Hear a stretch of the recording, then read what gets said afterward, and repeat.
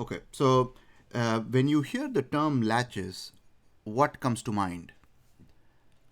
Maybe a latch on the door. And what are you using that latch for? Feel free to use the chat box or the microphone to engage. Holding something in place, absolutely, right? So that's exactly what you would use a latch for. And in the context of digital circuits, we are going to use a latch to store one bit of information. So this is a basic element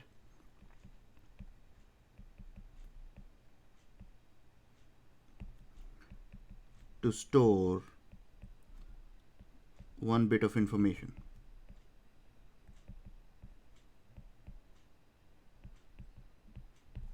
And storing is something new, because so far with the combinational circuits, we have not been storing anything.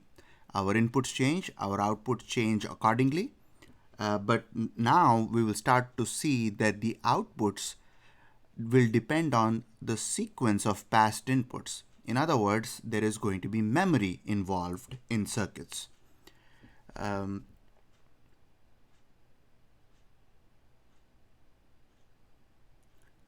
Charles says he thinks of bistable multivibrators when he hears a latch before when he thinks of doors. Okay.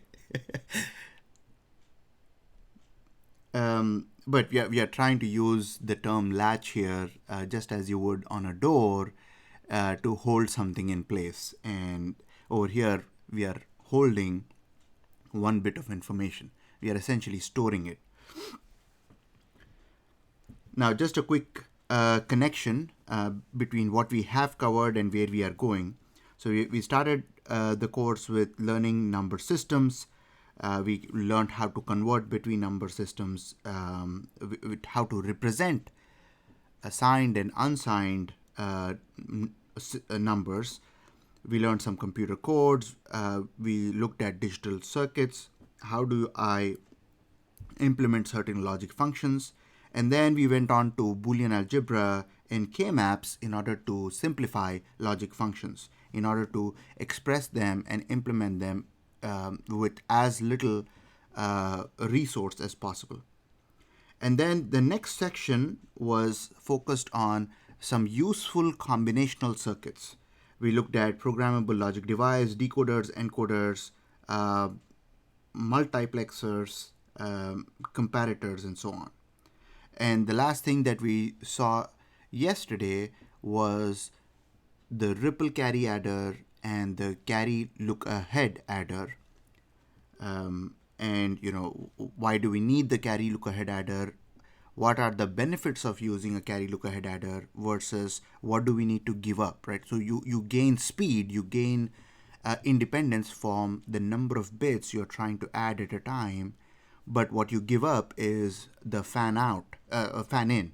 So the number of inputs to any gate increase because you go for a carry look ahead adder. So that's something that you give up.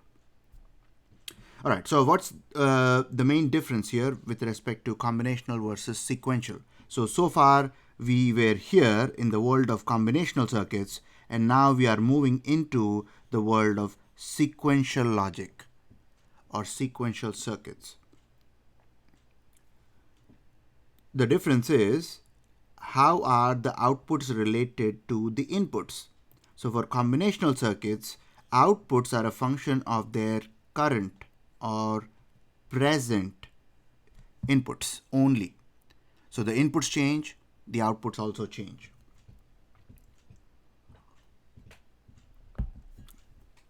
For sequential logic, it's slightly different because it is now going to depend on sequence of past inputs.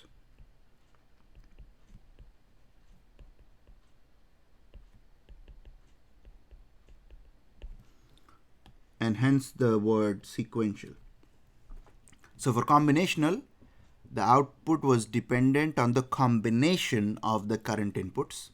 For sequential, the outputs are dependent on the sequence of past inputs. So there is dependence on previous inputs. So let me read this out. Function of their current inputs and stored information about previous inputs. So they depend on current and past inputs both.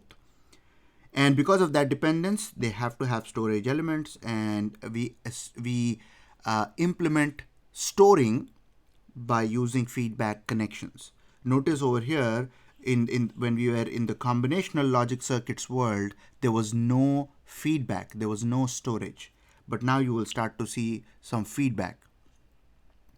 Feedback is essentially a wire connecting back into the input of, so the output of certain logic connecting back to the input side. Now this is a basic block diagram of a sequential network where you have a combinational network here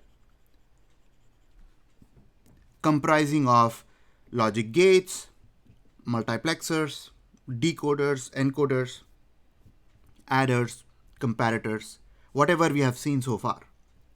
They are inputs to these to this logic combinational network, and they could be outputs of two different types. One output could be a combinational network output that depends directly on the inputs that we have seen so far. But there could also be another type of combinational network output which we refer to as the next state. So when you see the term state, current state and next state, that is referring to sequential logic, because we need to store some information, maybe one bit of information, maybe multiple bits at a time. So when you see the storage elements, this block comprises of a bunch of things. It can start with as simple as a latch. It can go on to become a flip-flop or a register or a counter. So all these elements are storage elements. We will begin with latches, then we will move on to flip-flops and registers. So the output of the storage elements, we can call that the current state. But where does it go next? The current state, after some time, it will change to the next state, which is the input coming from the combinational network. Right now, it might seem a little bit vague, but as we see more and more examples and go through these lectures on latches and flip-flops and registers, you will see how this block diagram fits in to real-world applications. Also note that there might be an additional input here. So I'm going to draw that in black, and I'm going to call that a clock. Most of the sequential elements or storage elements that you will see will be triggered by a clock, which means that this is a control signal that is allowing me to decide when I store and when I change, or when does that change happen between current state and next state. So those changes will need to be controlled by a control signal, which in most cases is a clock. So I'm going to draw that down as well. And where is the feedback? The feedback is right here. That's your feedback.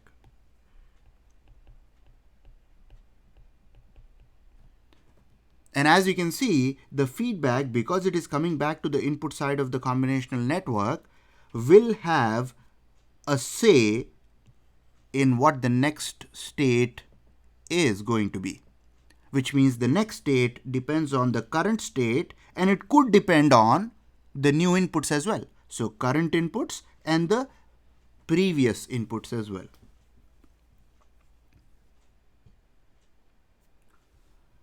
Now let us start talking about this idea of feedback and how we can store bits of information using feedback. So to start off with, we will consider a very simple buffer. And as you can see, this is a buffer. Some input y goes in. After the propagation delay, t sub pd, you have y coming out.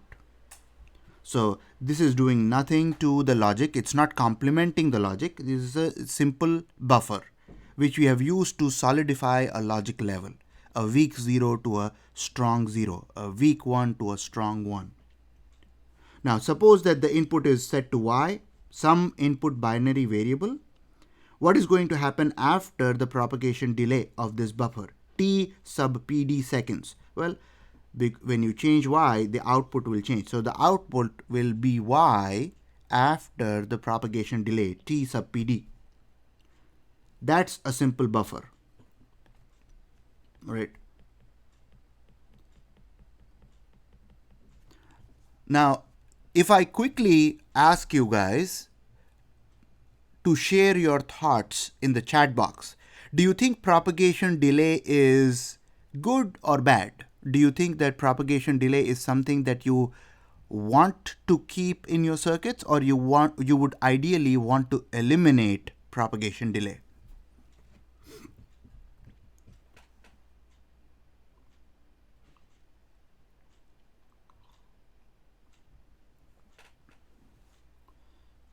So if you guys can just, ideally something to be mitigated. Well, it depends. So Ryan, you are on the right track. I am but as Charles said, ideally it's something to be mitigated, right? So intuition says that propagation delay, right? Delay is considered to be almost a negative term, right? Because it is slowing things down. So propagation delay, intuitively, designers might think that, okay, we need to reduce this, we need to minimize this, ideally make it 0. However, you will see in today's lecture that actually delay is the one that helps us store.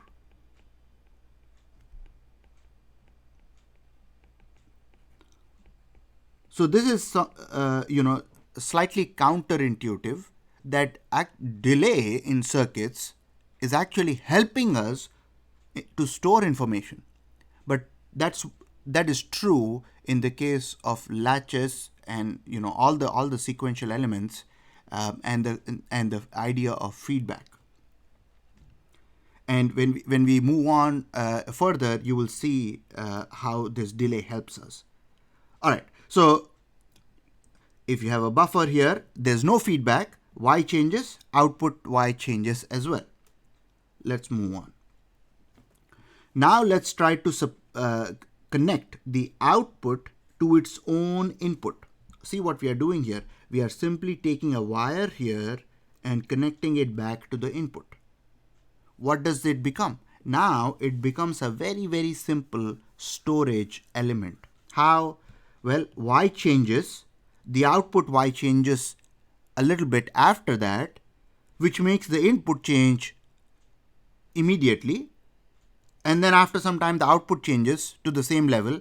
So if you start off with a logic 0 here, the output will become 0 after some time, propagation delay, and then that output is connected back to the input side, so this will be kept at 0, which will make this to hold at 0. So the output, by connecting it back to the input side, we have essentially repeated this indefinitely, right? That change will keep on repeating after TPD, which means now it is going to be independent of the value of y. Whatever y is, you can assume that it is 0, or you could have started with a 1. If you make this a 1, this will be a 1 after some time, which will keep this a 1, and then that circle will keep going. So this is the first idea, that feedback can help with storing information. Now, if you dig a little bit deeper, actually the buffer is implemented using a pair of inverters. We've seen in CMOS transistors when we are designing, when we are designing logic gates with transistors, we have seen that a buffer is actually cascaded inverters, back-to-back inverters, a pair of inverters. So if this is propagation delay T sub PD, I can assume that half of it is for the first inverter and half of it is for the second inverter. In that case, suppose I start off with a 1 at the input side here, logic 1. Then this will be 0, which means this will be 1, and that 1 will come back. Right? That one is fed back to the input side. So by doing that feedback, this loop is going to continue indefinitely, and this is going to be stable. Right? Nothing is going to change. It's going to continue to hold those three values, 1, 0, 1.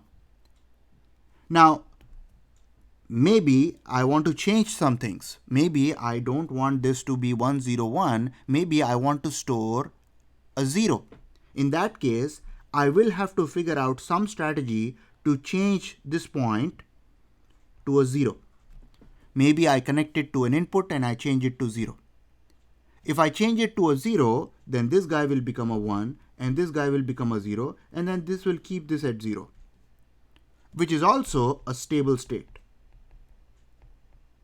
Stable state meaning it is not going to jump back and forth between 0 and 1, right? This guy is going to stay at 0. This guy is going to stay at 1. This guy is going to stay at 0. They are not going to go back and forth between 0 and 1. There's not going to be any confusion. As long as this is 0, it will continue to hold this 0, 1, 0 pattern. So now we have introduced the idea of two things, feedback and stability. Right? So some things could be stable, some things could be metastable, and that's where we are going with this.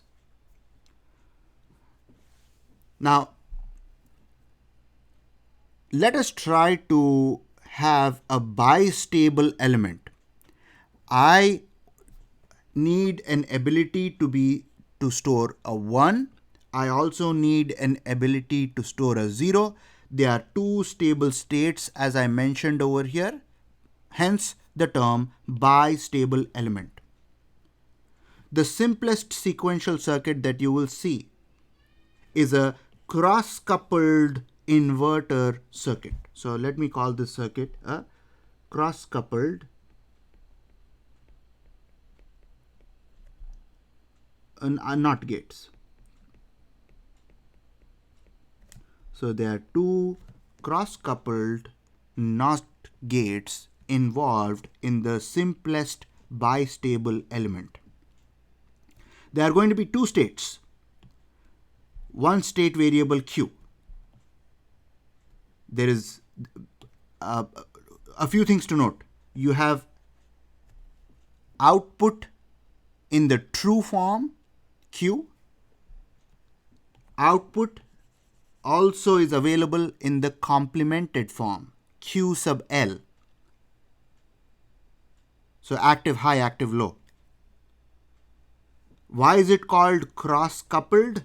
It is called cross-coupled because of this particular connection. The output of the top NOT gate is connected to the input of the bottom NOT gate, and likewise the output of the bottom NOT gate is connected to the input of the top NOT gate. And just for reference, we are calling this V in 1, V out 1, V in 2, V out 2. So that particular cross-coupled NOT gate configuration has an output Q. It is also available in the complemented form Q sub L. But the claim is that it is a bistable element, meaning it has two stable states. So to explain how this is going to work, I'm going to start off with, let us say I somehow figure out how to make this guy a 0. The moment I make V in 0, V in 1, 0, what is going to happen to V out 1? Well, after a little bit of propagation delay, V out 1 will become a 1. And I'm color coding this over here. And once this guy becomes a 1, instantly this guy becomes a 1. Because that output of the top NOT gate is connected to the input of the bottom one. And once V in 2 changes, after a little bit of propagation delay, V out 2 changes to 0. And V out 2 and V in 1 are the same thing because they are connected by a wire. And because these are the same 0 and 0, right? 0 over here, 0 over here, this is going to lead to a stable behavior. So 0 goes in, 1 comes out, 1 goes here, 0 comes out, and so this is going to be a stable state. 0 will keep this at 1, 1 will keep this at 1, 1 will keep this at 0, 0 will keep this at 0. And this cycle is going to continue forever as long as we keep powering up those inverters with VCC and ground and do not change anything about this circuit. So that's stable state number 1. When output Q is 1. Now let's move on to the second stable state. Suppose I figure out a way to change V in 1 to a 1, and I'm doing this in blue now. If I make that 1, what is going to happen to V out 1? That is going to be 0, which means this is going to be 0, which means this is going to be 1, and that is going to be 1. So now you have another set of values that you have, which is also going to be stable. And this stable state is going to be when output is 0, right? So I can highlight them as, let's see.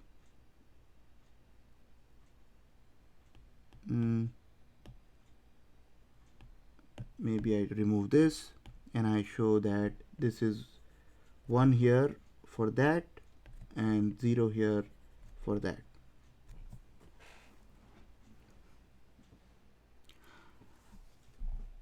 Questions about this configuration. 2 cross-coupled NOT gates allowing you to have 2 stable states when the output is 1 and the output is 0.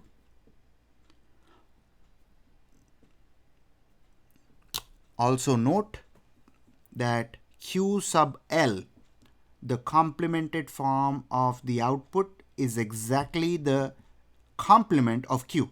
Right? When Q is 1, Q sub L is 0, and vice and for the other state as well.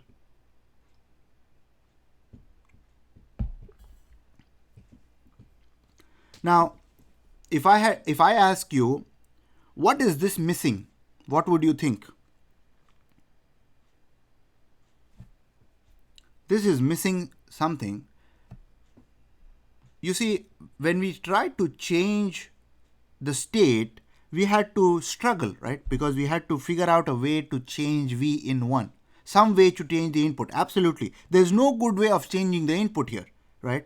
Because there is only one input here, one output there, one input here, one output there, and we have already connected everything to everything. So there's not a convenient way to get more control over this storing ability. By the way, if I ask you guys to store something, what are your choices? Let us add a page here.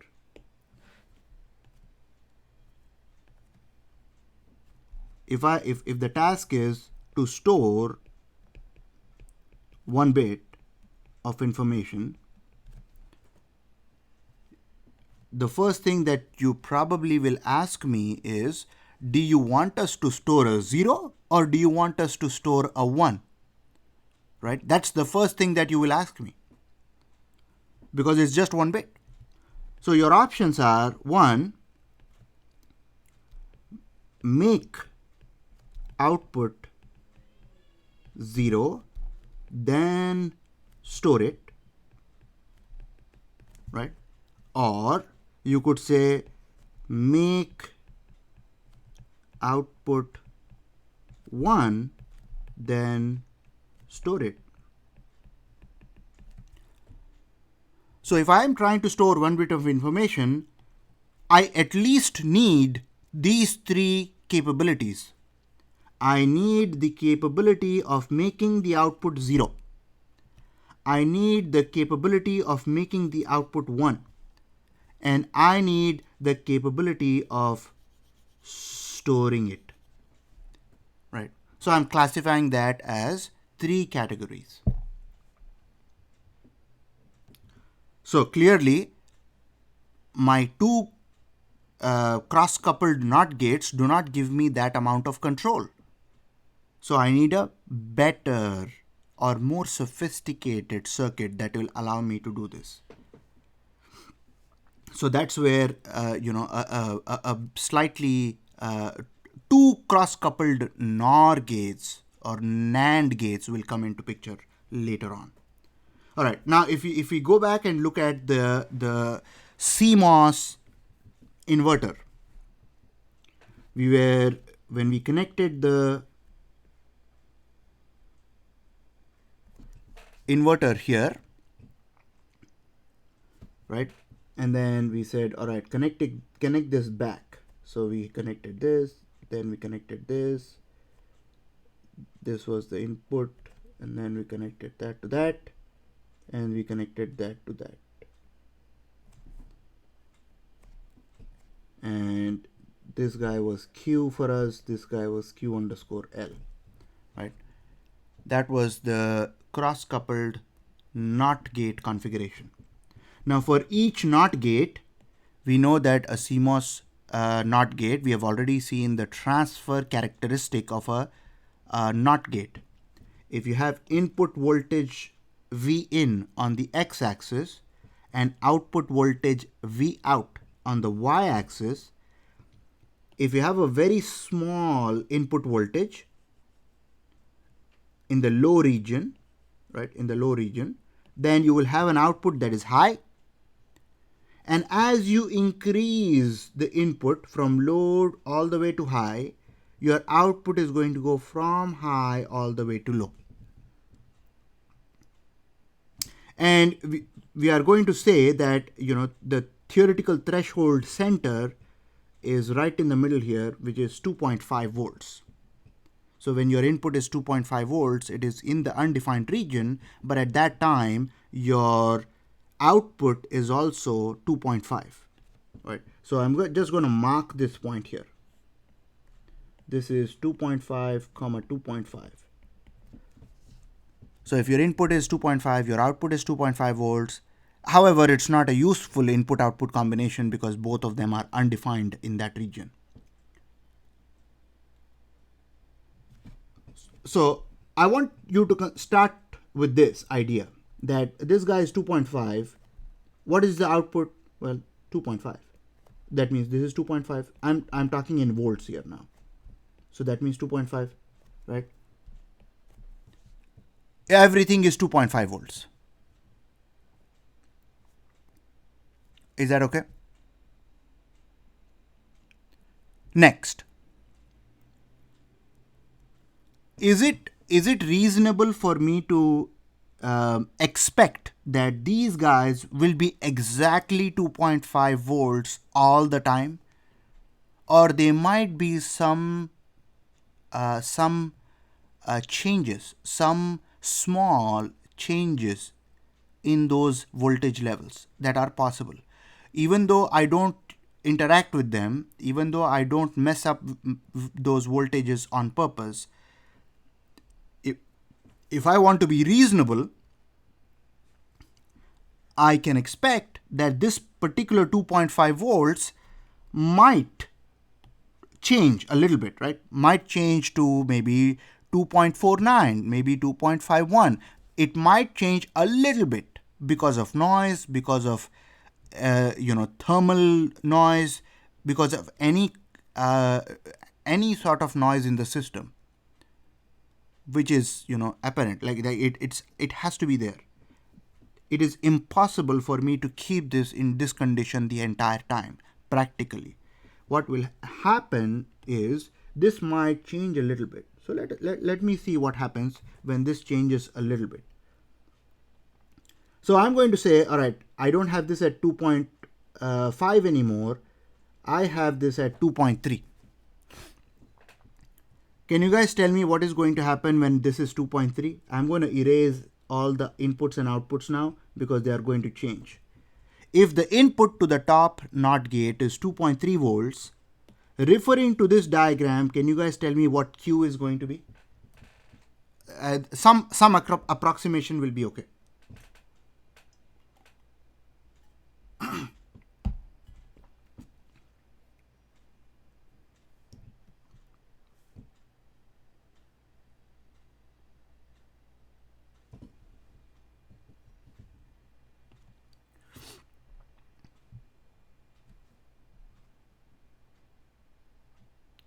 .7 something.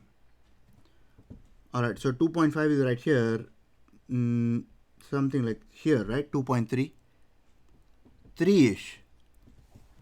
All right.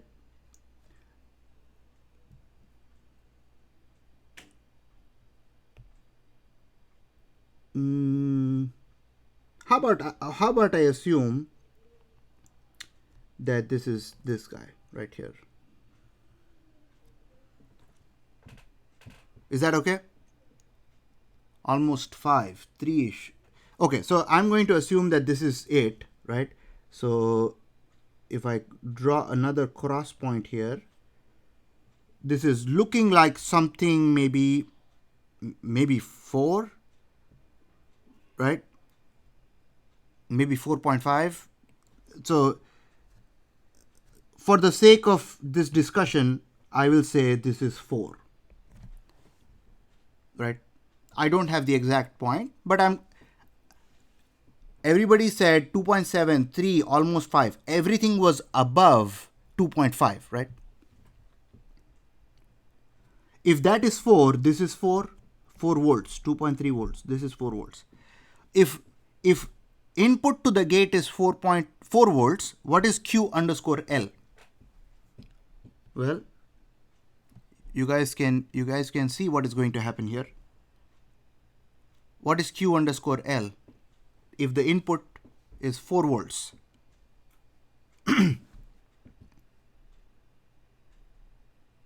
maybe 0.2, maybe almost 0, right? Right. Now what is going to happen because of that? This guy is going to change to 0.2. The moment that goes to 0.2, what happens to 4? That goes to 5. This goes to 5. This goes to 0. This goes to 0. This goes to 5. This goes to 5. This goes to 0. Notice what happened here. When we were right in the center, we were stable, but we were dangerously stable, right? We had to maintain that 2.5 volts absolutely perfectly. A little bit of deviation, in this case, we have seen a deviation on the negative side. We changed the input from 2.5 to 2.3. And that created an avalanche of changes. 2.3, this made it 4, 0.2, 0.2, 5, 0. What happened eventually? Eventually, it went to a stable state. What was the stable state? 0, 5, 5, and 0. That is when output Q is 5 volts. That means logic 1. Does this apply the same way if I did it in a different manner. So suppose I copy paste this, and I'll paste it over here, and I will say instead of going down, I'm going to assume that it goes up. Erase this, da, da, da. All right. So from 2.5, let us suppose this guy goes up 2.7 volts. What happens then? If it goes 2.7 volts, we are somewhere here, right? The output will become low. Maybe let us say 1 volt. This will be 1 volt. If the input is 1 volt, what is the output here? If this is 1 volt, it's almost 4.5, let's say, right? If this guy is 4.5, this guy has become 4.5. This guy has become 0.1. This guy has become 0.1. This guy has become 5. This guy has become 5. This guy has become 0. This guy has become 0. This guy has become 5. You guys see that? This is the second stable state. Input is 5, output is 0, this is 0, this is 5. So the second stable is when Q is 0.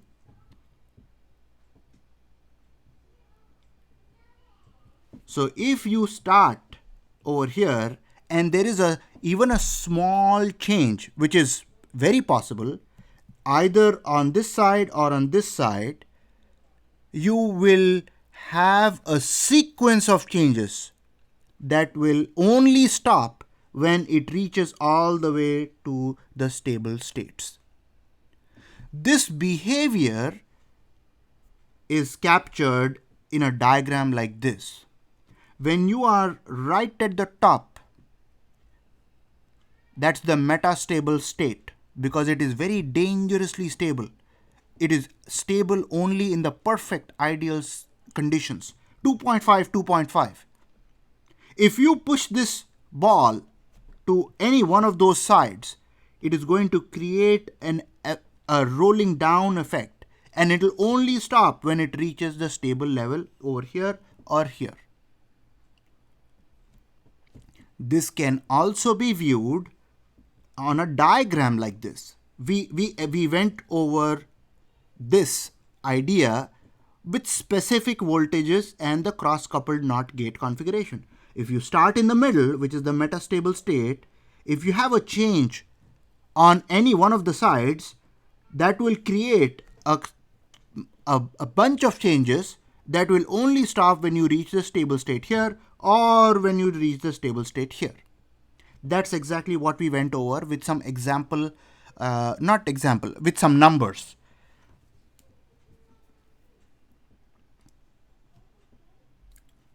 Right here. So all of this is happening due to the transfer characteristic of a NOT gate and the connections between the NOT gates being in the cross-coupled manner. All right, questions about this concept.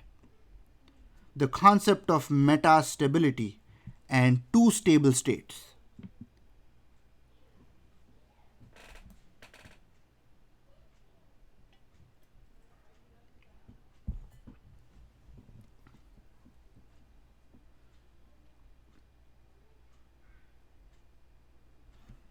All right, I hope you guys are getting into this idea. This is interesting, and this is different from the combinational logic world, right? So this brings in a little bit more complexity, but also as a result of complexity, it also generates a lot of interest. All right, let's move on here.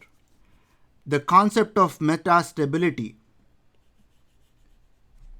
This is there in all real systems. And there are some conditions, timing conditions, that we will have to take into account when we are operating these sequential elements. Those are setup times and hold times. Certain changes to our inputs cannot happen too fast with respect to a control signal. I cannot keep changing the input and hope that my storage element with feedback is able to keep track of it. Remember, there is feedback involved and there is propagation delay involved. So if I keep changing the inputs too fast, that could lead to some serious problems. I cannot expect that my feedback and my propagation delay will play nice if I change things too quickly. So there are some serious limitations on how fast you can change things, and there are some certain time windows where you are not allowed to change things. Those are called setup times and hold times, and we'll talk more about these as we go on further. But if you do that, if you change the inputs during those times, it will cause the outputs to be unstable. So what happens is the output will go back and forth between 0, 1, 0, 1, 0, 1, 0, 1 until you force them to be stable again. It will be in that unstable state. So designers have to keep that in mind while designing these sequential circuits. All right, so coming back to the idea that we were lacking the control, right? When we had two cross-coupled NOT gates, there was no good way to control things, right? So that's this question right here. How do we control it? Because with this two cross-coupled NOT gates, we did not have an ability, very convenient way to change the input, V in 1 for example, or V in 2. We didn't have a good way to do it.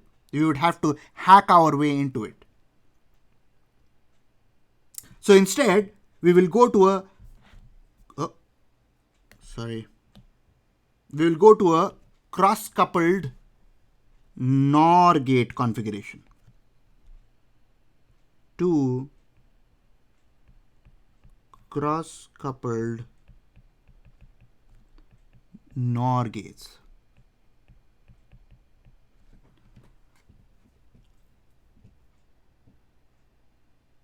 And there are two inputs here, R and S. Those stand for reset and set. Q is the output in true form, and Qn is the output in complemented form.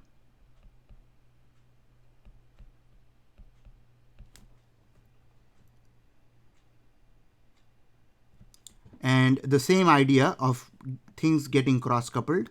So the output of the top NOR gate is connected to one of the inputs of the bottom NOR gate, and the output of the bottom NOR gate is connected to the input of the top NOR gate.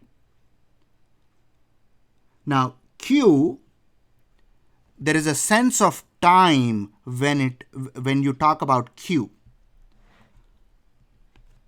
So you can refer to Q in many ways. You can have a plus sign to indicate the Q. So let's see. One way to do it is Q previous and Q next, or Q new. Q new and Q previous. So this means old output, new, Q previous is the old output, Q new is the new output. It is at the same point. It is right here. It is right here. But there is a sense of time, previous and new. Or you could say last Q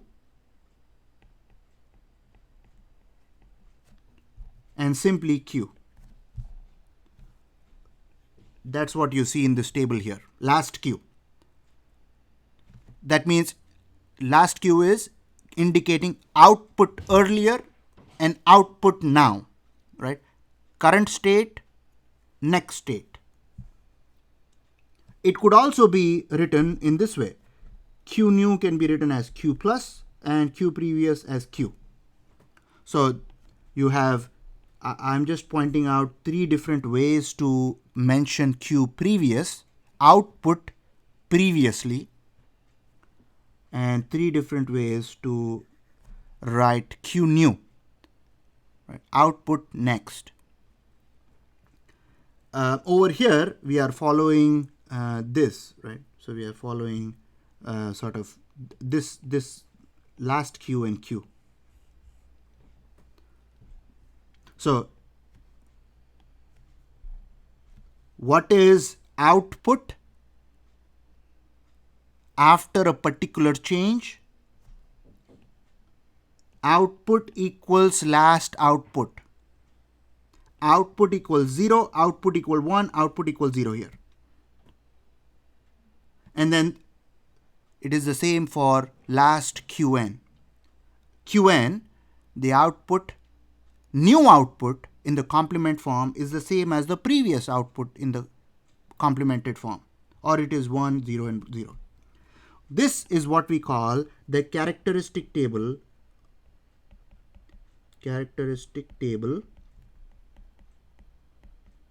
of SR latch. This is a latch and it is of type SR, set reset latch.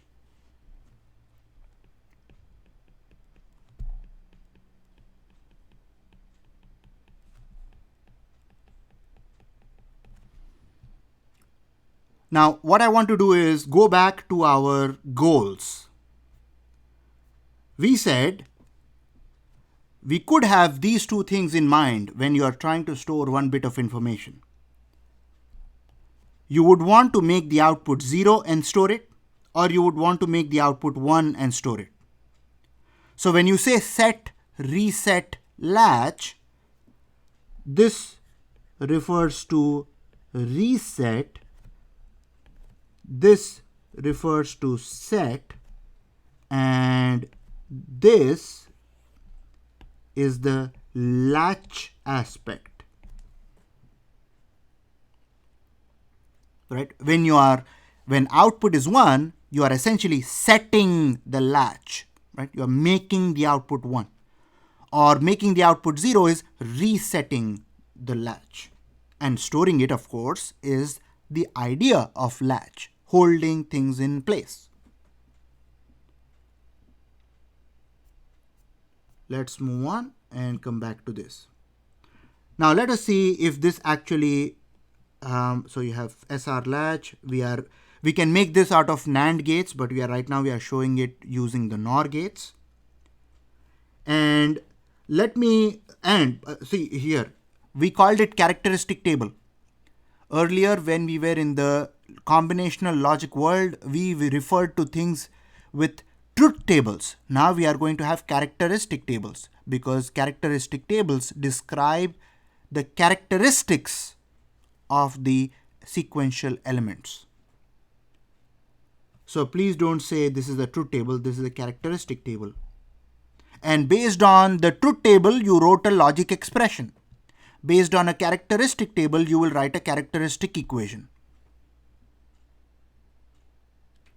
Now, does this table, at least for the set reset part, does this check out? You see this? When I make my reset input 1, R as 1, output resets to 0. When I try to set the latch, my output is set to 1. So this was let's see, maybe I can use yellow and erase these guys.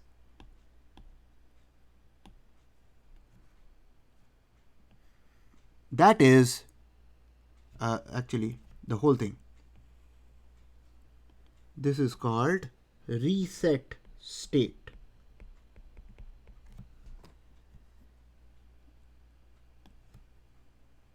The next one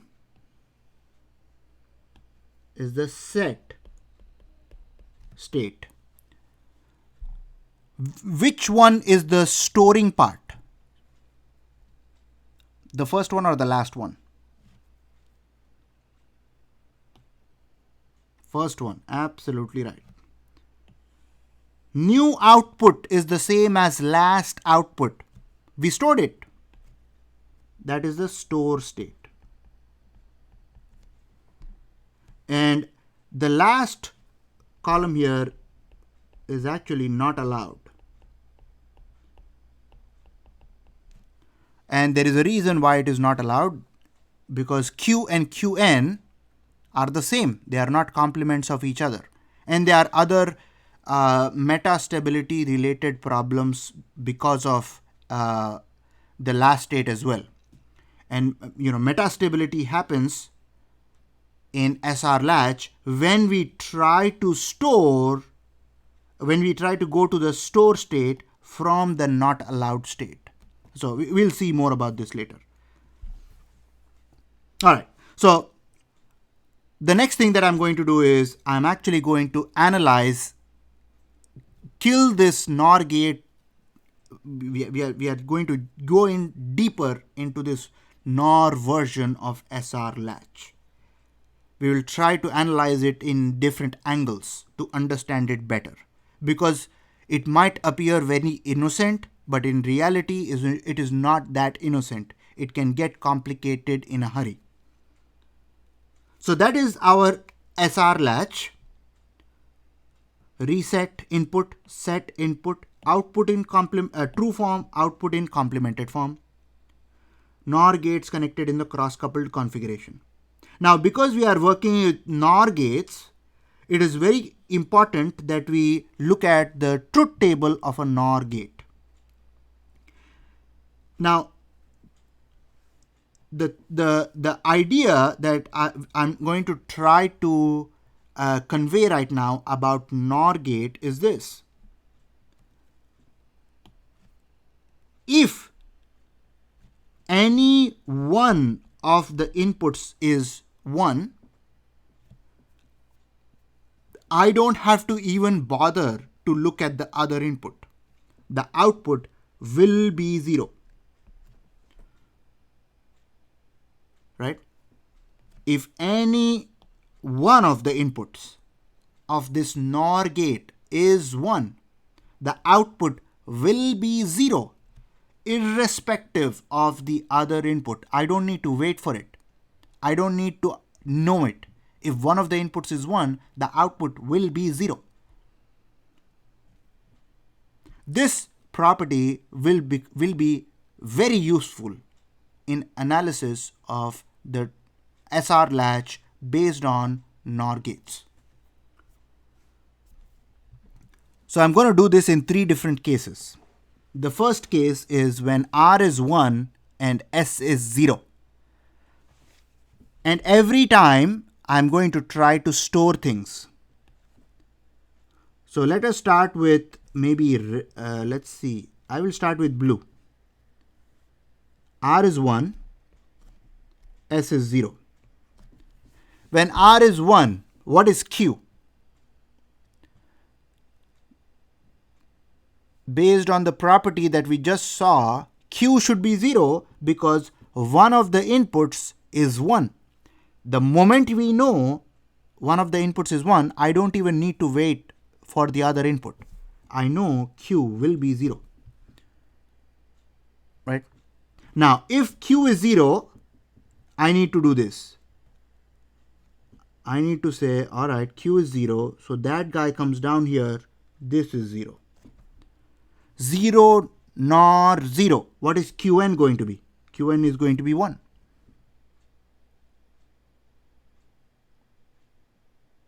Yes. Okay. Is this a stable state? it looks like it is stable, right? Because that one will be 1 here. Those two guys will keep this at 0. So this is a stable state. Nothing is going to nothing is going to change in a crazy manner. This is stable, right? If I keep R at 1 and S as 0, those two Q and Qn will be 0 and 1 respectively. You probably now can relate that the reset aspect of this, right? When you made R as 1 and S as 0, you wanted to reset the latch, and you did. Q is 0.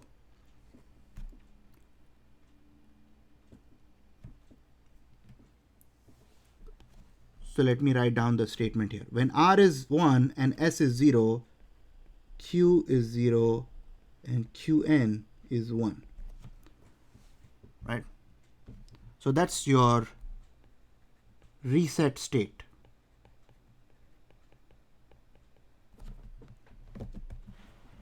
Now I'm going to say, let's try to store Q equals 0. You guys said I would want to make the output 0 and store it, right? So I made it 0. I want to store it. How do I store it? The claim is that go to the store state. What is the store state? The store state is S should be 0 and R should be 0. That's the claim. In that case, the last output will be the same as the new output, Q. So let us try to store it. How do I store it? S should be 0 and R should be 0. Well, S is already 0. No problem. I need to make R as 0. Now here is the trick. When I change R from 1 to 0, this changes to 0 instantly. However, does this change? Does this change?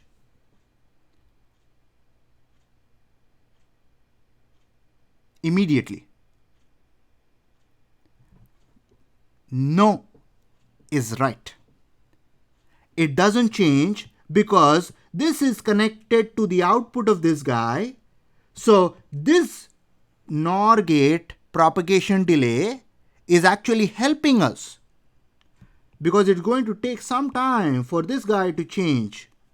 So the moment I change this to 0, this is still going to keep, this point is still going to be at 1 for the initial duration, right? Which means this one is actually helping us in keeping this at 0. And that 0 is here. Let me draw it this way.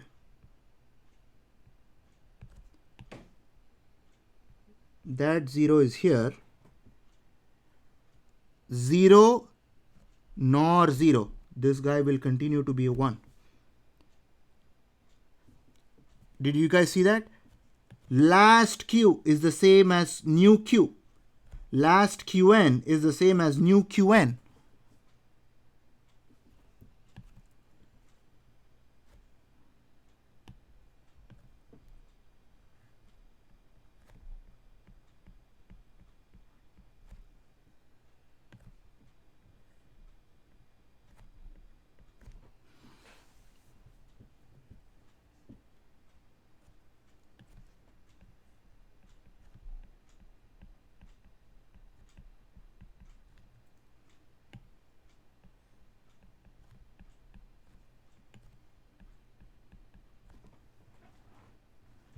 So when you try to store Q by making S as 0 and R as 0, we got lucky because of the propagation delay of the NOR gates that allowed this particular input to stay at 1 for a little longer. And because of that, we were able to store it. This is what I meant by propagation delay is actually going to help us store information. So when we try to store it, what happened? Q is the same as 0, Q plus is 0, Qn plus is 1, right? Which equals last Q, which equals last Qn.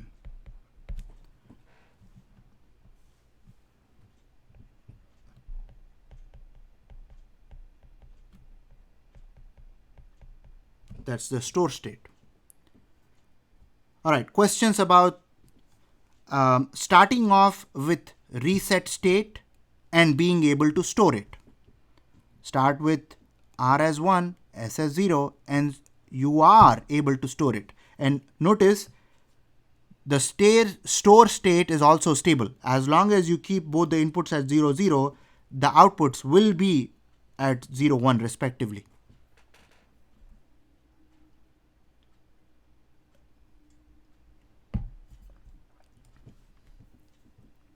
All right. Let's move on to the set state. Make R as 0, S as 1. The moment S is 1, I can say Qn is 0, property of NOR gate. The moment Qn is 0, this guy is at 0. 0 NOR 0. After the propagation delay of the NOR gate, Q will be 1. I have set the latch. I have made Q 1. I have set it. So I can say this guy is Q is 1, Qn is 0. That is the set state.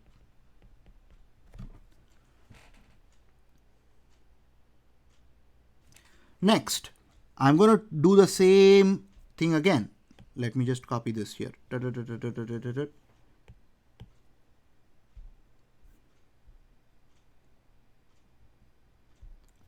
I'm going to try to store things. Let's do it in red. In order for me to store, I need to go to the store state. When I need to go to the store state, I need to make both inputs 0, 0. Okay, R is already 0, so I will keep this at 0. I need to change S to 0. When I change S to 0, notice I have made this guy 0. However, from earlier, this guy is still 1. And it's not going to change in the initial few moments. Again, due to the propagation delay. So that particular one here is actually helping us to keep this guy at 0. If this is 0, this will continue to be 0. The other input is 0. So that means that this output will continue to be a 1.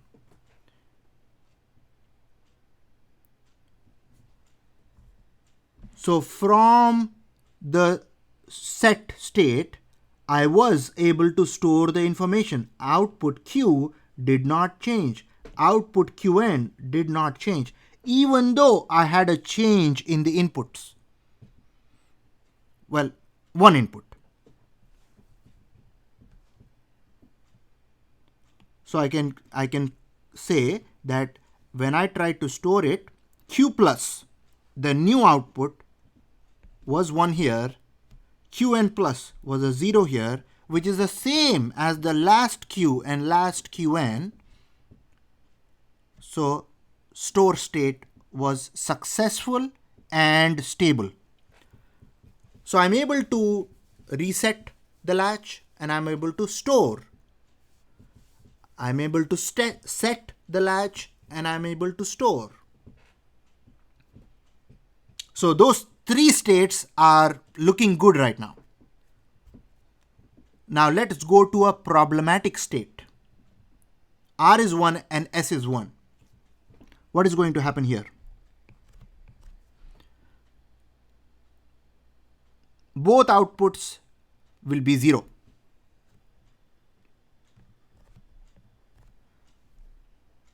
That's the first problem. Outputs are not complements of each other. That's the first output. That's the first problem. Q equals Qn equals 0.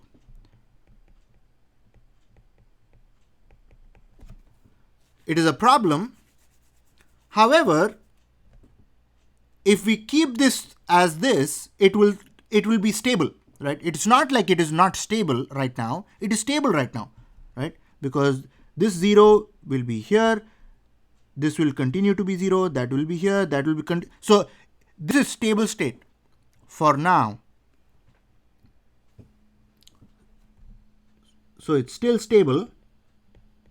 But the problem is that my outputs are not appearing as complements. They are both logic 0. That's the problem. So what I'm going to do is I'm going to see what happens when I try to do this.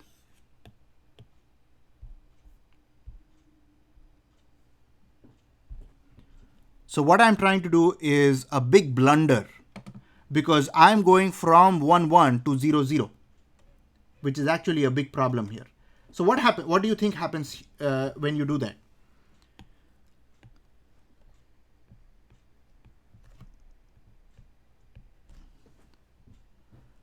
So what I'm going to assume, to begin with, what I'll assume is this. I will assume that I only have one of the outputs, right? I will say, let us suppose I don't know Qn. So I'll erase this off. I don't know Qn. I'm just going to analyze this assuming that I know Q is 0. So let me do this. I will put it, but I will do it in gray so that we know it was there. Color gray it out. Okay. So let us suppose I don't know Qn. I grayed it out. When I change R and S from 1 1 to 0 0, what is going to happen? Well, this guy is going to change to 0 here. This guy is going to change to 0 here. If I assume that I only know this Q, this guy is going to be 0 here.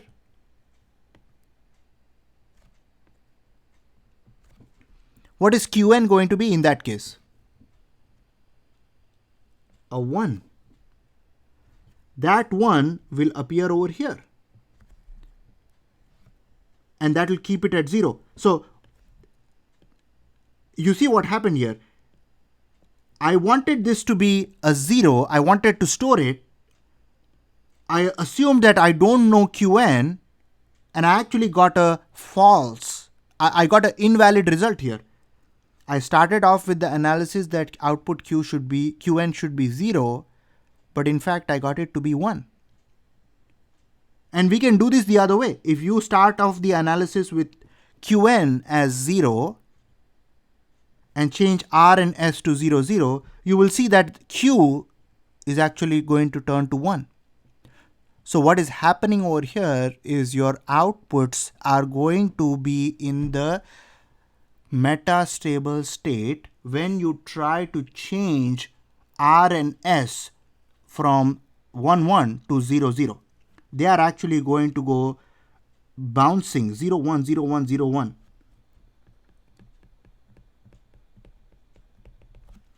0 1 0 1 0 1. They are going to keep going. They are going to keep flipping at lightning speed. That is the metastability problem. So when you try to store that information, you will see that Q will be doing that 0 1 0 1. and Qn will also be doing that. So what do? We call this the not allowed state. We are never going to allow the user to go from 1 1 to 0 0 for SNR. What is the problem with that? What is the problem with enforcing the user not to go from 1 1 to 0 0?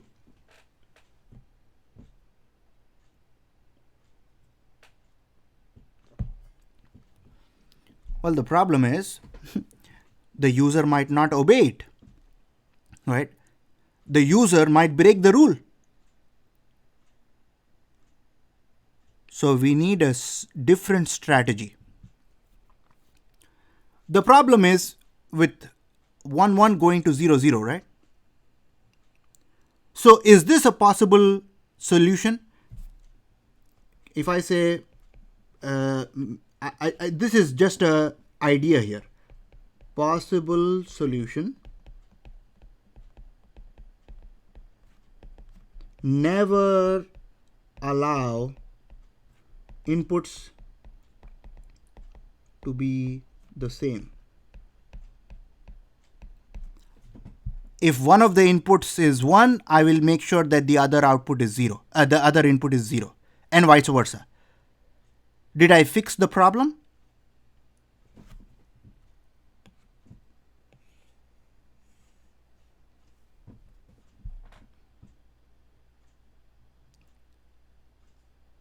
If I make sure that I add some logic, as simple as this,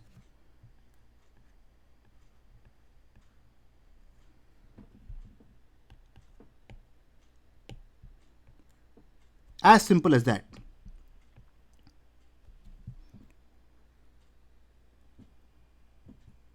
I will make sure that the inputs are not the same.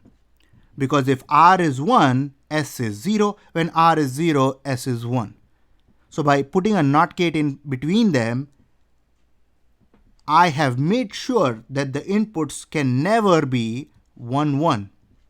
In fact, I have also made sure that they can never be 0 0, which means I have lost the ability to store information.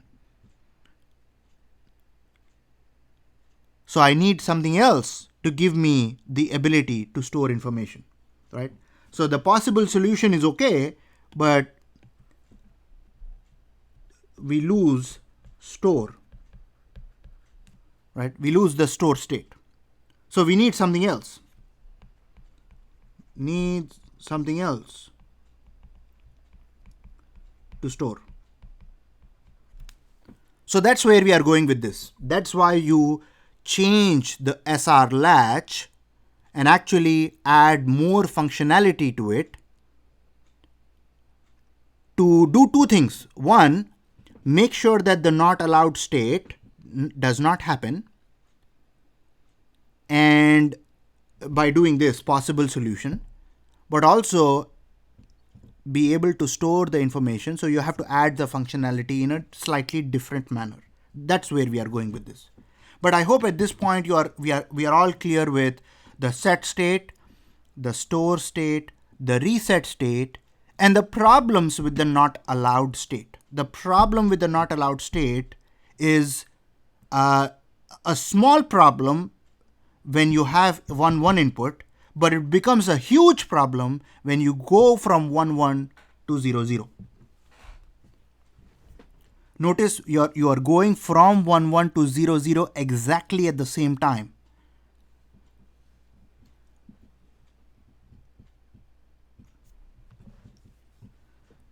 Now let us try to derive the characteristic equation of the SR latch. We already wrote down the characteristic table. I am simply expanding that characteristic table into a larger table here. So I'm going to show you guys how I did this by adding a page before. So from earlier I had this 0 0 0 1 1 0 1 1, and I said this is, say, Q plus. Q plus means new Q. Q plus was Q here, reset, set, not allowed, right? That was the characteristic table that we sketched earlier. I'm just focusing on Q. I'm not focusing on Qn right now. So I can expand this into a bigger table. How can I do that? By understanding that Q can have two possibilities here. The previous output could be a 0, could be a 1. So instead of having 2 input columns, I will have 3 input columns. S, R, Q, and Q plus. Old output, new output.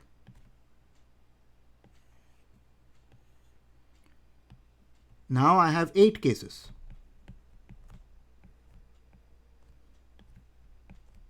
0 1 0 1 0 1 0 1 0 0 1 1 0 0 1 1. 4 zeros, 4 ones.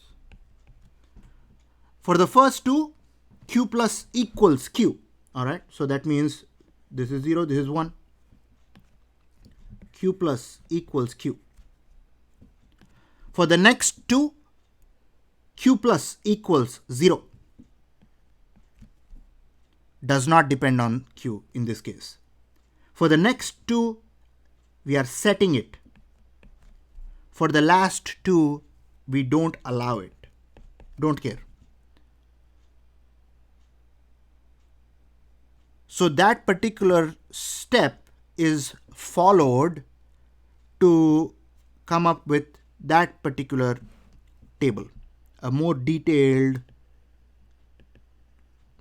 characteristic table.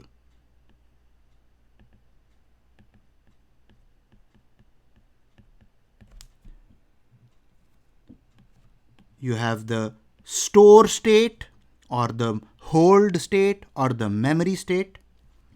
Then you have the reset state, you have the set state, and then you have the not allowed state.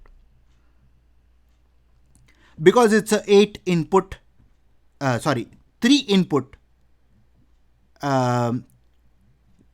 table, I can transition that into a K-map, a 3 variable K-map. The variables are set input, reset input, and the old output, the previous output, Q. I put things into the K-map.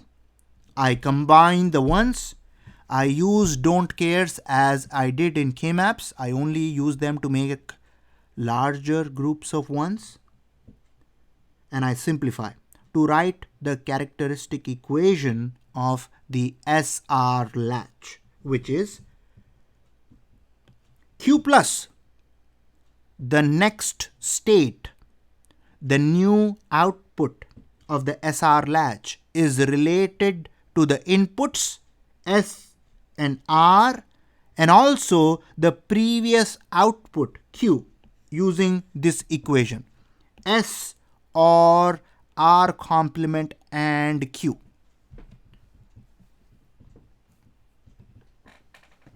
So we started off with the characteristic table, detailed characteristic table, K-map, simplify, characteristic equation. All right, questions about this?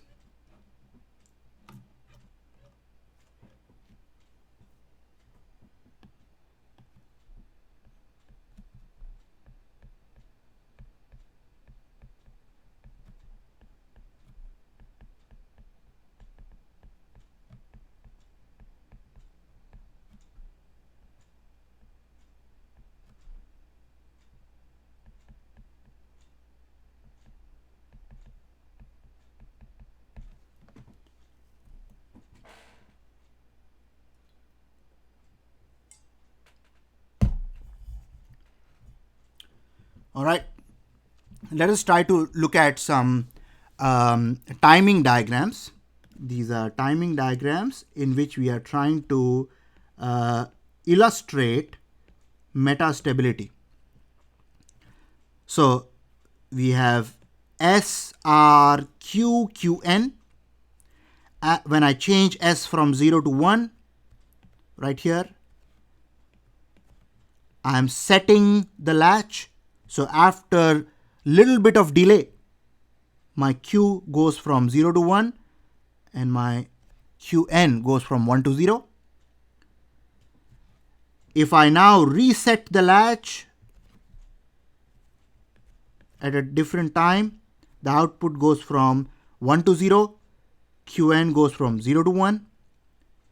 And after a little bit longer, I am setting the latch again.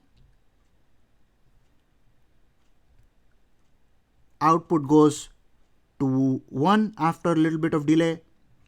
Qn goes to 0 after the same delay. So what do you have here?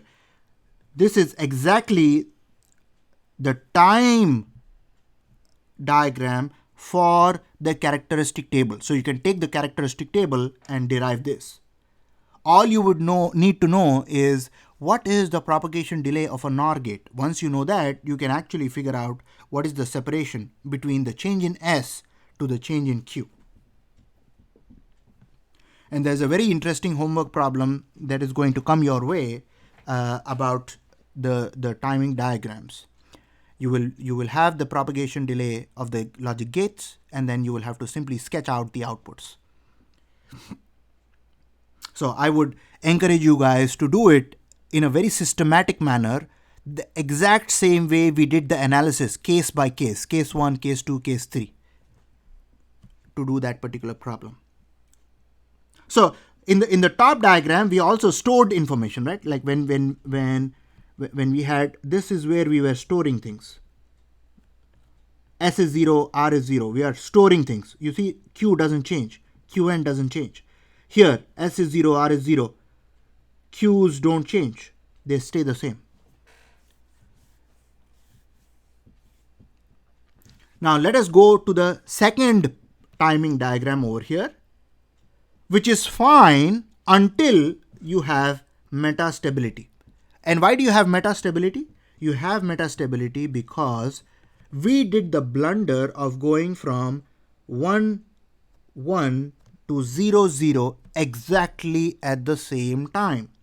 When you did that, both Q and Qn started going between 0 and 1, 0 and 1, 0 and 1. Going crazy. Unstable. Until then, we were fine. Even when we were doing the, 1, 1, right? So this is 1. Over here, this is 1 and this is 1. Things were stable.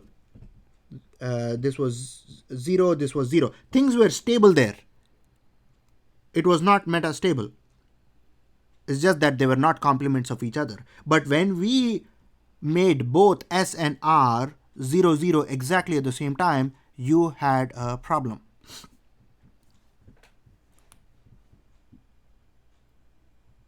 Of metastability. The rest of the timing diagram is essentially an expansion of this, right? It's the same 4 states. Reset, set, store, and the not allowed state is now coming into the picture here.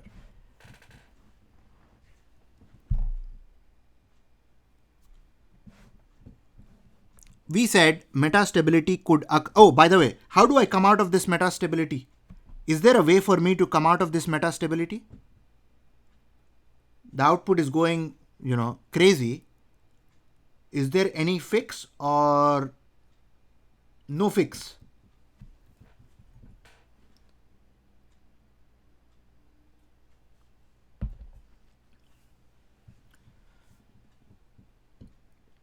Absolutely right.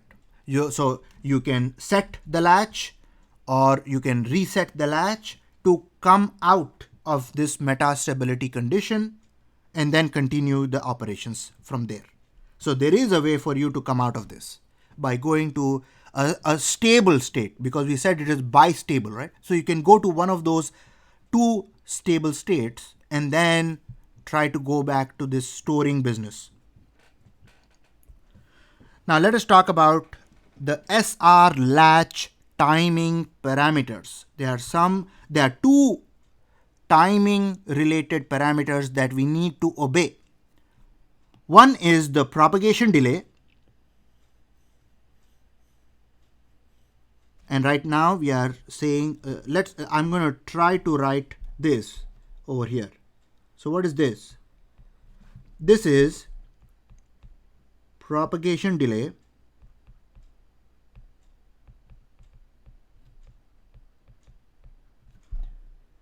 from S to Q when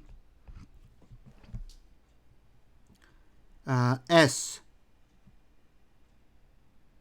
let's see, low to high.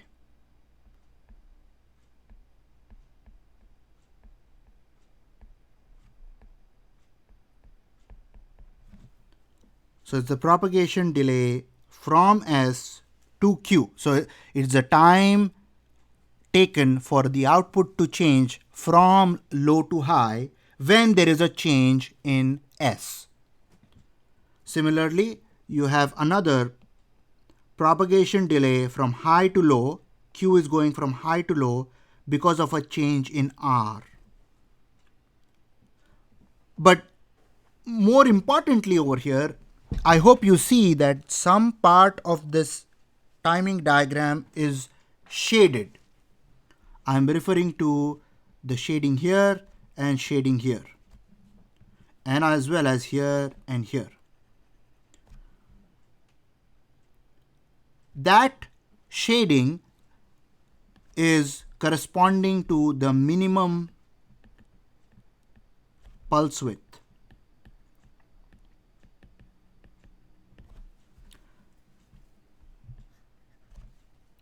That means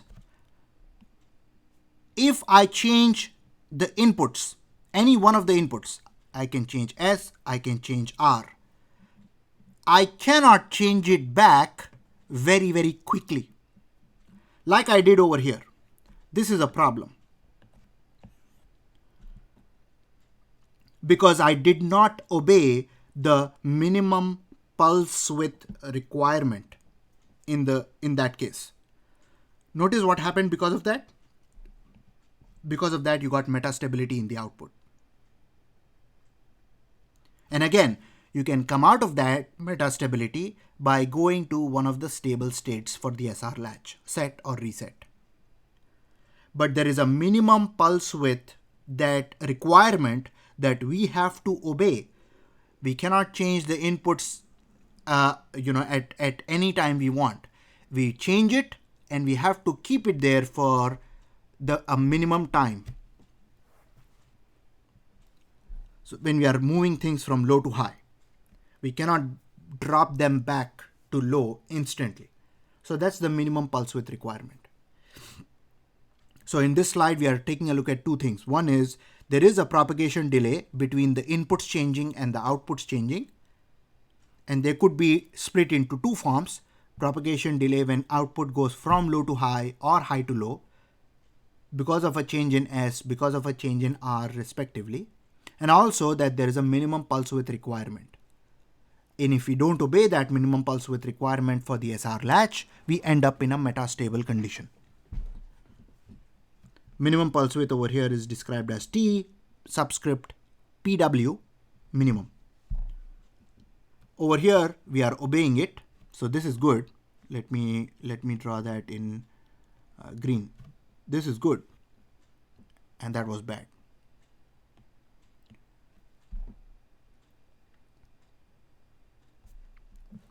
Symbols of the SR latch. S are inputs, Q, QN outputs. This is okay. This is a valid symbol for SR latch. In most cases, you will see this picture. SRQ active low Q. This is also fine. But as we have said earlier, you cannot use QN over here and complement over there. So that's like a double negation. We cannot have that as a symbol. But this is fine. This is what we'll use mostly for the symbol. Two inputs, two outputs. Now, because we can do SR latch using NOR gates, we can actually do this using NAND gates as well. Where are the NAND gates? One 2-input NAND gate there, second 2-input NAND gate there. What happened to the inputs? The inputs became active low. Outputs are fine, the same way. One of them is active high, one of them is active low. Why did we have to make that change? Because we were trying to keep the same behavior of the SR latch. When we set it, output should become 1. When we reset it, output should become 0. And when both of them are inactive, we should be able to store it. So that's what you see over here. Which one is, so the third one, so you see this? This guy, let me use this one. This guy is actually the reset state. This guy, active low, right? So we are setting it. S is active now. Setting it.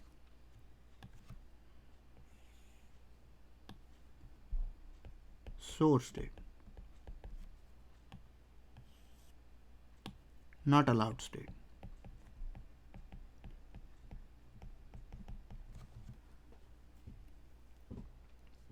There is also one more change here that is a little bit tricky to see. Notice where S and R are. S underscore L over here is the top input, meaning it is the same input if Q is the output of the top NOR gate. Earlier, things were reversed. We can take a look at this, or even here. R is the top output, Q is the output of the top NOR gate. So when you move to active low and the use of NAND gates, you actually switch S and R as well while making them active low. Let me move down here. Where are we? We are right here. So inputs have changed places. They have become active low. Outputs have remained the same locations, and actually same polarity as well. Q is still active high, Qn is active low. How can I find out whether this is an SR latch or not? Well, do the same cases. Case 1, store it. Case 2, store it. Case 3, store it. See if that obeys the characteristic table over here.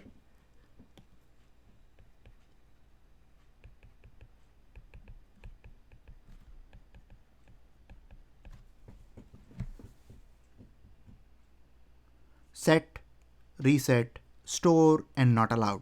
Those are your 4 states over here. Each of these is a 2-input NAND gate. Right?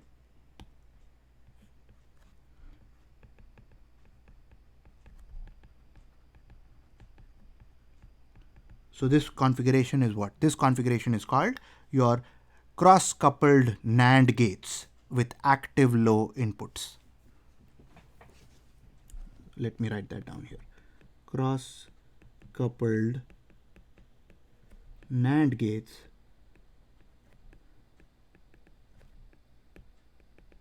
with active low inputs. And the symbol has changed accordingly, right? You have a bubble in front of S and R to indicate that inputs are active low, but everything else is remaining the same. Okay. Let's see here. Sure.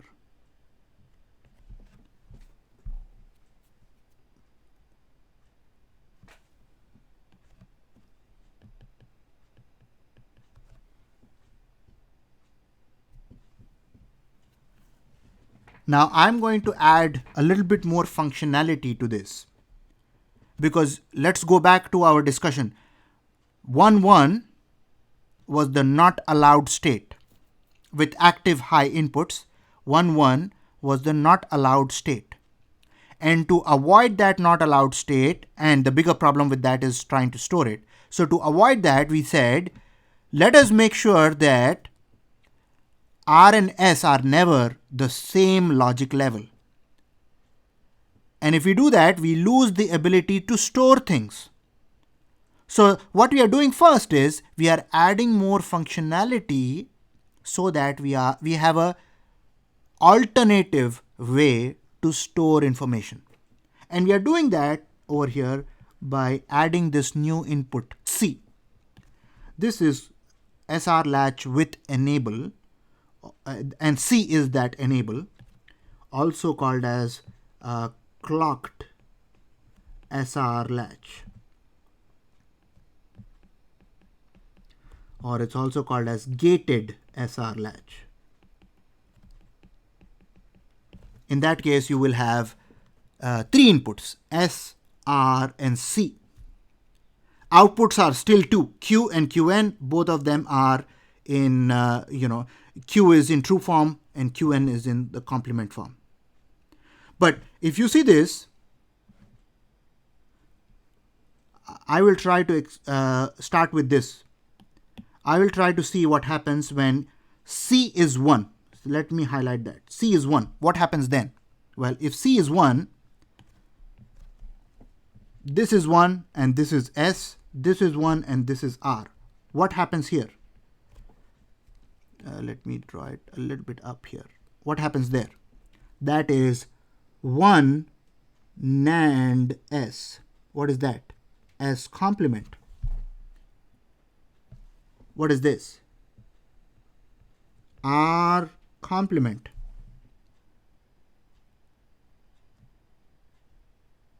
S complement, R complement. And what is this?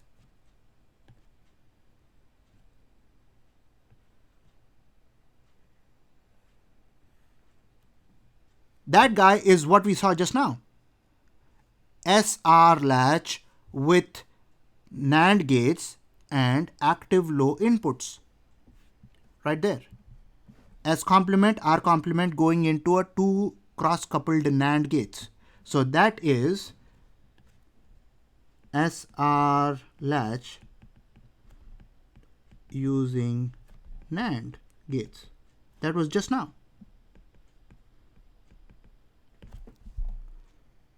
In other words, if C is 1, this entire thing is going to simply behave like the SR latch using NAND gates. Those are exactly doing that. You see, when S is 0, R is 0, we are storing things, resetting, setting, and not allowed. However, now when I make this a 0, if I make this 0, what happens? This guy will become 1. And this guy will become 1. And if those two are 1, what do we know from earlier? When the inputs are 1, I'm going to be in the store state as far as the SR latch using NAND gates with active low inputs is concerned.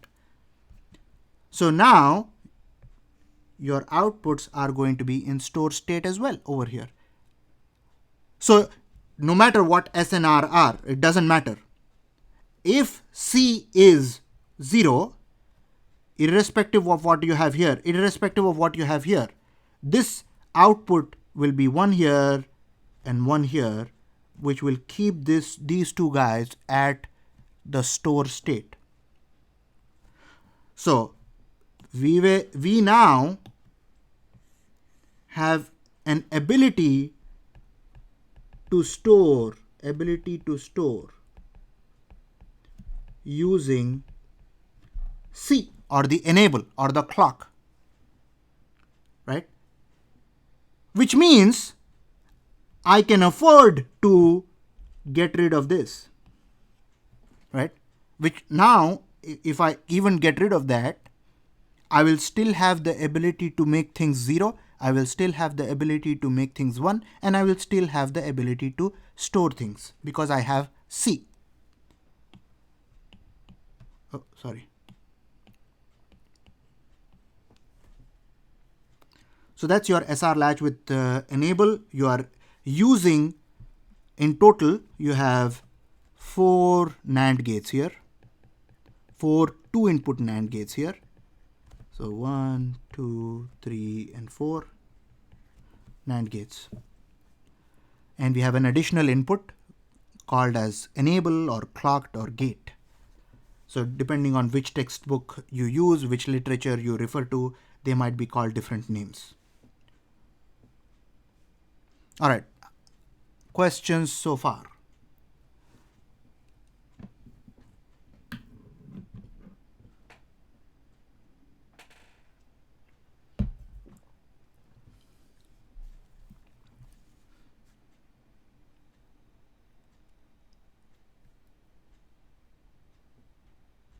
All right.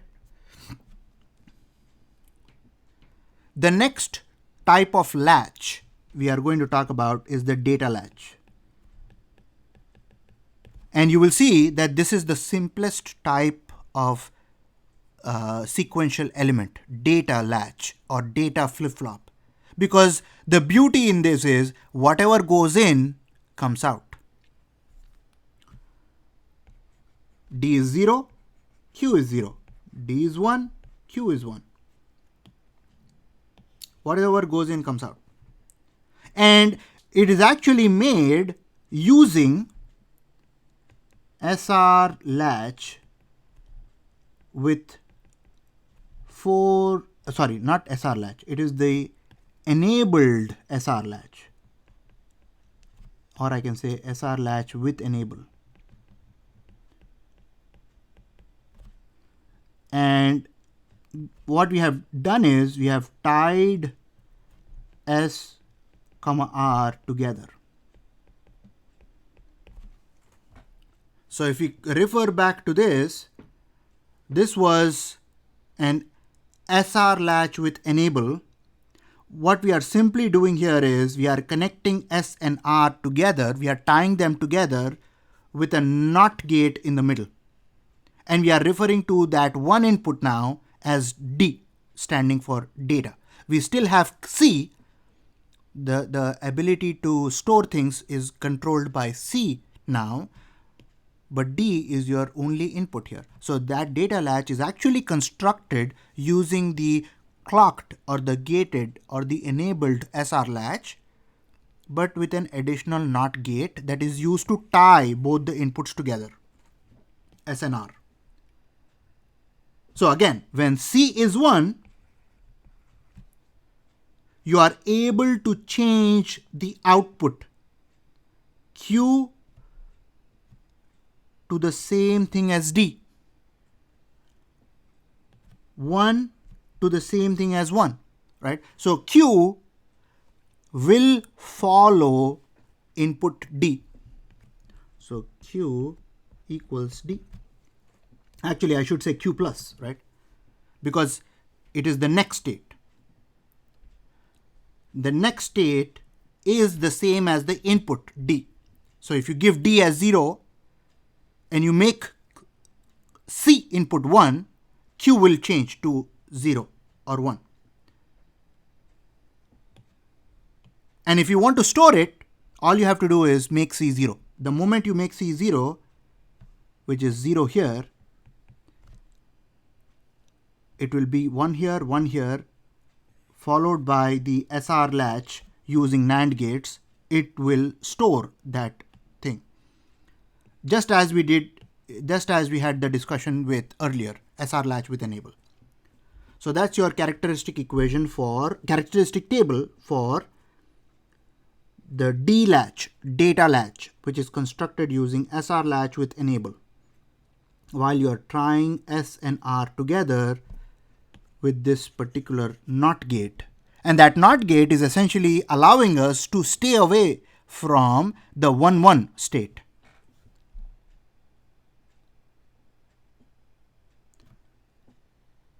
Going back to the motivation, what do you need latches for? Make the output 0, make the output 1, store it, right? That's exactly what we are doing here. All right. Now, when you talk about the timing parameters, for D-Latch, we have a few more to consider. There is a propagation delay from C to or D. So when C changes, when the clock input or the enable input changes, the output changes from low to high after some propagation delay. The output changes from high to low when there is a change in D after some time. That time is this width. There is also a setup time, which is the time D before C edge, and hold time D after C edge. So let me define those setup time and hold times. So let me do setup time first. I have this setup time, which is right here. I'm changing C right there. But before I change C, I have to hold D stable for some time. That is called as setup time. Let me define that here. T setup. Let me just do this.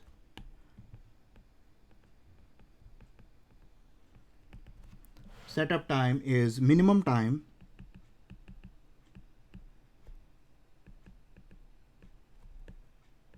for which input D has to be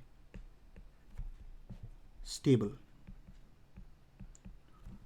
The same before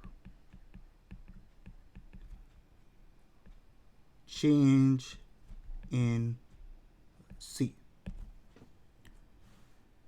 And similarly for hold time,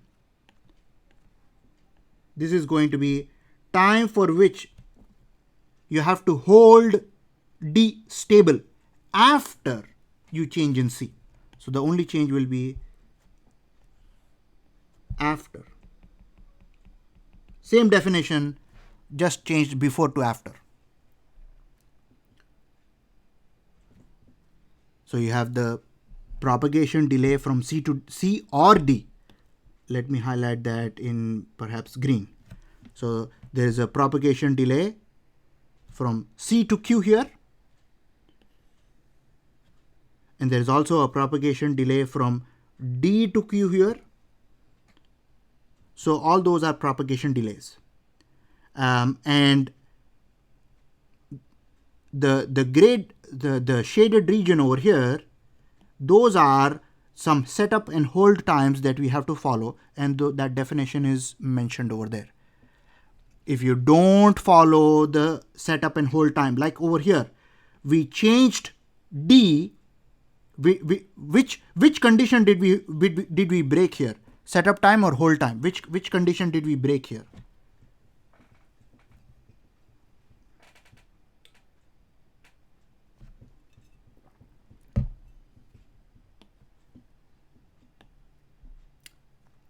Yes, we broke setup time requirement. So the moment we break setup time requirement or hold time requirement, we end up in metastability condition. Output goes 0, 1, 0, 1, 0, 1, 0, 1. We have to go to one of the stable states to bring it back. All right, so those are your essentially those three definitions. Let me color code these. Setup time was yellow and hold time I was using blue.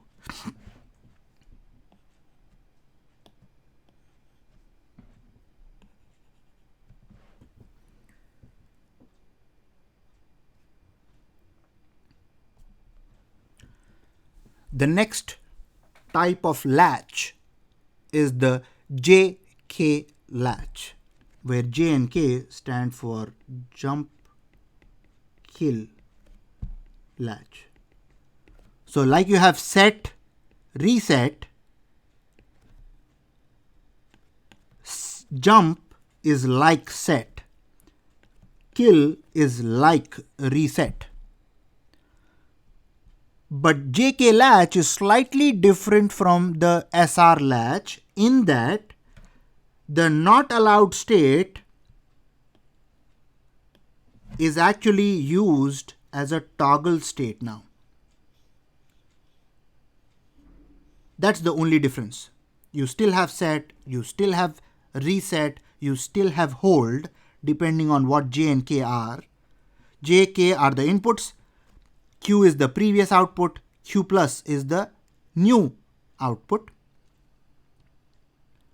But in the SR latch, when we had inputs 1, 1, that was actually the not allowed state. In this case, 1, 1 is being used as a toggle state. That means whatever your output was will toggle. 0 will become a 1, 1 will become a 0. So I am interested in making things 0. Use reset state. I am interested in making output 1. Use the set state. I am interested in storing the output. Sure. Use the hold state. I am interested in toggling the output. Whatever it is, flip it. If you want that, use the toggle state. So we are eliminating the forbidden inputs and we are introducing toggling with the JK-Latch. So SR latch, then we did some manipulation to work around that not allowed state. So we went to the gated SR latch or the SR latch with enable. Then we said, all right, no need for 2 inputs. Let's get rid of one of them. Hence we went to the D-Latch, data latch. Then we went back to the idea of SR and introduced toggling with the JK-Latch. All right, so this is the state table for JK. Actually, I can write a more compact table for JK, which is here. JK Q plus 0 0 0 1 1 0 1 1. When it is 0 0, Q plus equals Q. Kill it, jump it, toggle it. Right, so that's a more compact table for JK-Latch. So it's store, kill, jump, toggle.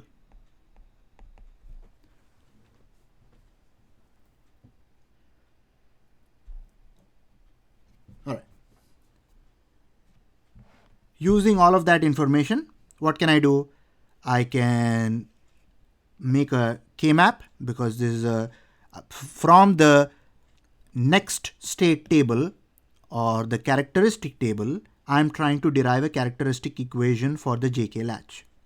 So the same way as I did for the characteristic equation for SR latch, I'm going to transition this next state table into a K-map. The K-map is for Q plus, the new output. The new output depends on 3 things. The present inputs J and K and the previous output Q. So I'm going to fill in the K-map, simplify, combine all the ones, simplify, get the characteristic equation. The characteristic equation over here is Q plus, which is the next state, also called as the new output, is related to J, K and Q using this equation, where J and K are the present inputs and Q is the previous output.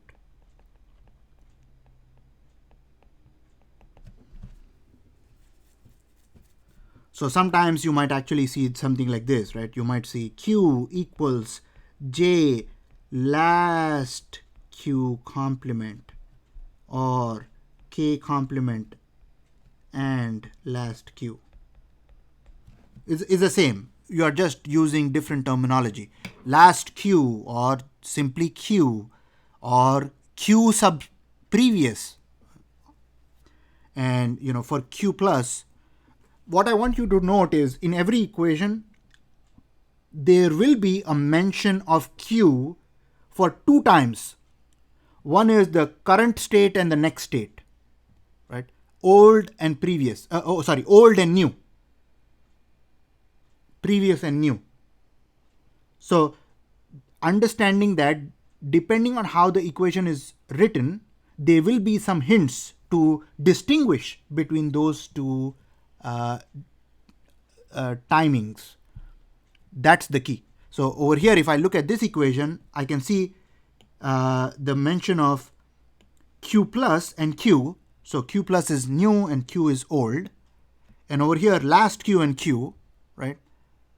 So if you know what you're looking for, it is easier to understand that.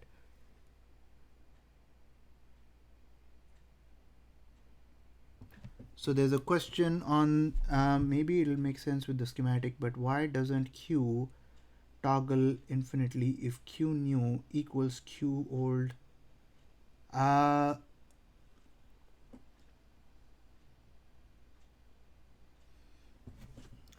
I didn't quite understand the question, Alex. So when you say q toggling, I hope you are referring to this particular state, right? When it is the new inputs are 1, 1.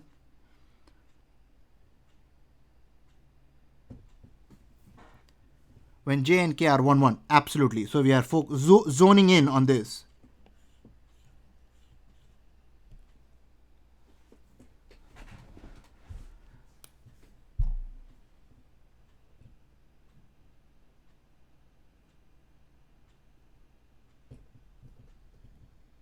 Q subscript I plus 1 is the complement of Qi. You got it. Yes, absolutely.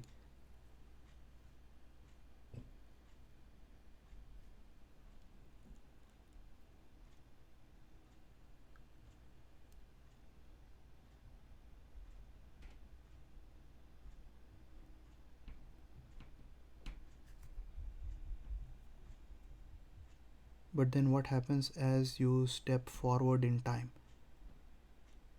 So it is going to remain the same as long as you hold j and k 1, 1, right? So if you hold j and k 1, 1, that particular change, oh, I see what you're saying. The JK-Latch is made out of a SR latch plus some other functionality. So that SR latch has the control input C, which will also be a control for the JK-Latch. So C will actually control whether you are storing it or allowing the output to change. When C is 1, you allow the output to change. When C is 0, you do not allow the output to change. But the change that you mentioned, the toggling change, that only happens one time. So it's not like it's going to have a rippling effect. It's not a it's not a continuous, indefinite process. That change is going to happen once, and then it will keep in that state until you actually change the inputs again.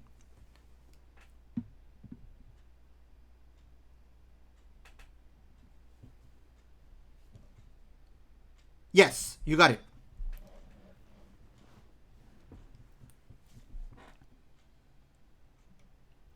All right, let's see. Let us stop recording here.